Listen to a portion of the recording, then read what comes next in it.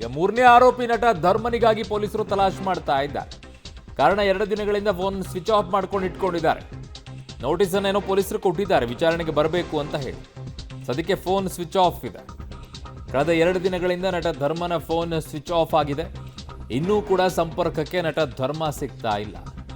ಆರಂಭದಲ್ಲಿ ನಂದು ಏನೂ ಇಲ್ಲ ಇದರಲ್ಲಿ ಪಾತ್ರ ಅನ್ನುವಂಥದ್ದನ್ನು ಸುದ್ದಿಗೋಷ್ಠಿಯನ್ನು ಮಾಡಿ ಧರ್ಮ ಹೇಳಿದರು. ತದನಂತರ ವನಿತಾ ಐತಾಳ್ ಅವರು ಆಡಿಯೋ ಬಿಡುಗಡೆಯನ್ನು ಮಾಡಿದರು ಫೋನ್ ಸಂಭಾಷಣೆಯಲ್ಲಿರುವಂಥ ವಿಚಾರಗಳನ್ನು.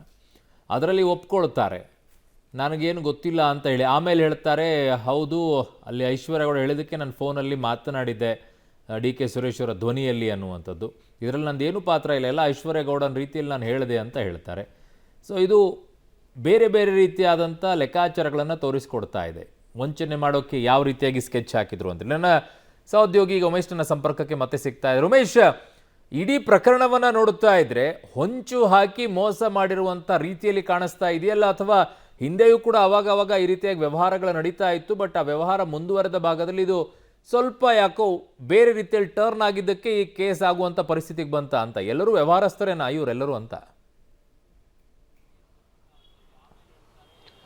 ಅರುಣ್, ದೂರುದಾರೆ ವನಿತಾ ಐತಾಳು ಮತ್ತು ಐಶ್ವರ್ಯ ಗೌಡ ಕಳೆದ 3 ವರ್ಷಗಳಿಂದಲೂ ಕೂಡ ಇದೇ ರೀತಿಯ ಚಿನ್ನಾಭರಣವನ್ನು ಪಡೆಯುವಂಥದ್ದು, ಬೇರೆಯವರಿಗೆ ಮಾರುವಂತಹ ವ್ಯವಹಾರದಲ್ಲಿ ತೊಡ್ಕೊಂಡಿರುವಂಥದ್ದು.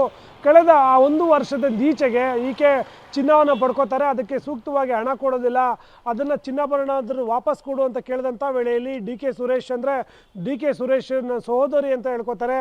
ಅದನ್ನು ಆಕೆ ನಂಬದೇ ಇದ್ದಾಗ ನಟ ಧರ್ಮನ ಕಡೆಯಿಂದ ನಾನು DK ಸುರೇಶ್ ಅಂತೇಳಿ ಏನು ವನಿತಾ ಏನಿದ್ದಾರೆ ಅವ್ರಿಗೆ ಕರೆ ಮಾಡುವಂಥದ್ದು. ಕರೆ ಮಾಡಿದ ನಂತರದಲ್ಲಿ ಮತ್ತೊಂದು 6 ತಿಂಗಳ ಕಾಲ ಸಮಯಾವಕಾಶ ಕೊಡಿ, ಈಗ ಚುನಾವಣೆ ಇರೋ ಕಾರಣಕ್ಕಾಗಿ ನಾನೀಗ ಅಮೌಂಟ್ ಕೊಡೋಕ್ಕಾಗೋದಿಲ್ಲ, ಎಲೆಕ್ಷನ್ ಮುಗಿದ್ಮೇಲೆ ಎಲ್ಲ ಅಮೌಂಟು ನಾನೇ ಸೆಟಲ್ ಮಾಡ್ತೀನಿ, ಅವರ ಪರವಾಗಿ ನಾನಿದ್ದೀನಿ ನಿಮಗೆ ಅನ್ನೋ ಮಾತನ್ನು ವನಿತಾಗೆ ನಟ ಧರ್ಮನ ಕಡೆಯಿಂದ ಹೇಳಿಸುವಂಥದ್ದು. ಹೇಳಿಸಿದ ನಂತರದಲ್ಲಿ ಒಂದು 3 ತಿಂಗಳ ಕಾಲ ಆಕೆ ಕೂಡ ವೆಯ್ಟ್ ಮಾಡ್ತಾಳೆ. ಯಾವಾಗ ಇವರು ದುಡ್ಡು ಬರೋದಿಲ್ಲ ಆದ ನಂತರದಲ್ಲಿ ಪರಿಶೀಲನೆ ಮಾಡಿದಂಥ ವೇಳೆಯಲ್ಲಿ ನಟ ಧರ್ಮ ಈ ರೀತಿಯಾಗಿ ವಾಯ್ಸ್ DK ಸುರೇಶ್ ನೆಪದಲ್ಲಿ ಮಾತಾಡಿದ್ದಾರೆ ಅನ್ನೋದು ಯಾವಾಗ ಕನ್ಫರ್ಮ್ ಆಗುತ್ತೋ ಆ ನಂತರದಲ್ಲಿ ನಟ ಧರ್ಮನಿಗೂ ಕೂಡ ದೂರುದಾರೆ ವನಿತಾ ಐತಾಳ್ ಫೋನ್ ಮಾಡ್ತಾರೆ. ಫೋನ್ ಮಾಡಿದಂಥ ಸಂದರ್ಭದಲ್ಲಿ ಅವತ್ತು ನೀವೇ ಮಾತಾಡಿದ್ದಲ್ವಾ, ಎಲ್ಲವೂ ಗೊತ್ತಿದೆ ನನಗೆ ಅಂತ ಆಕೆ ಕೇಳಿದಂಥ ವೇಳೆಯಲ್ಲಿ ನಟ ಧರ್ಮ ಆಡಿಯೋದಲ್ಲಿ ಒಪ್ಕೋತಾರೆ, ಹೌದು ನಾನೇ ಮಾತಾಡಿದ್ದು, ಐಶ್ವರ್ಯ ಗೌಡ ಮಾತು ಕೇಳಿ ಆ ರೀತಿ ಮಾತಾಡಿದೆ ಅಂತ ಅವರು ಫೋನ್ ಸಂಭಾಷಣೆಯಲ್ಲಿ ಒಪ್ಕೊಂಡಿರುವಂಥದ್ದು.